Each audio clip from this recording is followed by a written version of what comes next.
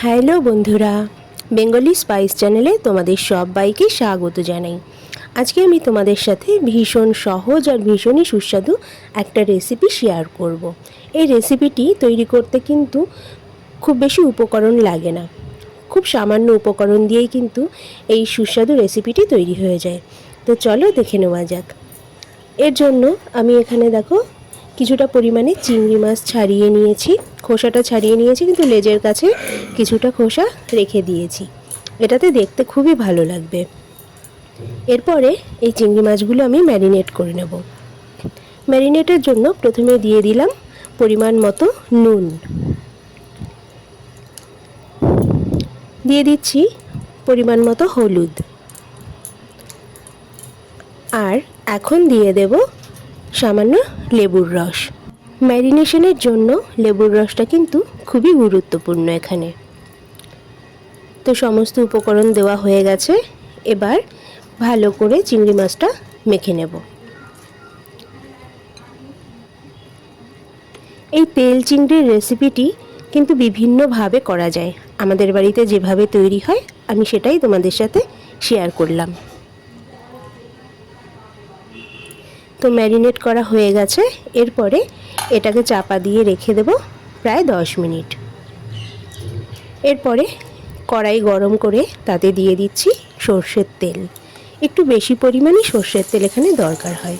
সর্ষের তেল গরম হয়ে যাওয়ার পরে দিয়ে দিলাম কুচিয়ে রাখা রসুন।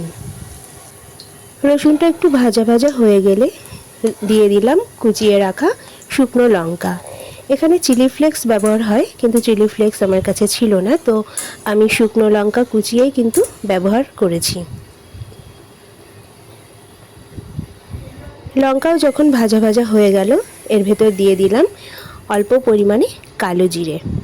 চিংড়ি মাছের সাথে কালো জিরেটা ভীষণই ভালো যায়। তো এরপরে দিয়ে দিচ্ছি ম্যারিনেট করে রাখা চিংড়িগুলো।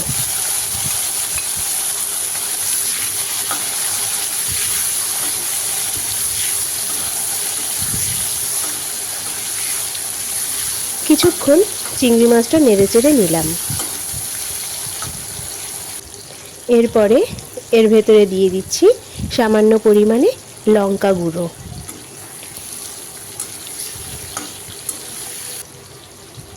এবার দিয়ে দেব কিছুটা জল। জলের পরিমাণ কিন্তু অনেকটাই কম থাকবে। এরপরে গ্রেভিটাকে ফুটতে দেব। গ্রেভিটা ভালো করে ফুটে উঠলে দিয়ে দেব পরিমাণ মতো নুন, আর তারপরে নেড়েচেড়ে ভালো করে ফুটিয়ে গ্রেভিটা কমে আসলে কিন্তু আমাদের এই রেসিপিটি পুরোপুরি তৈরি হয়ে যাবে।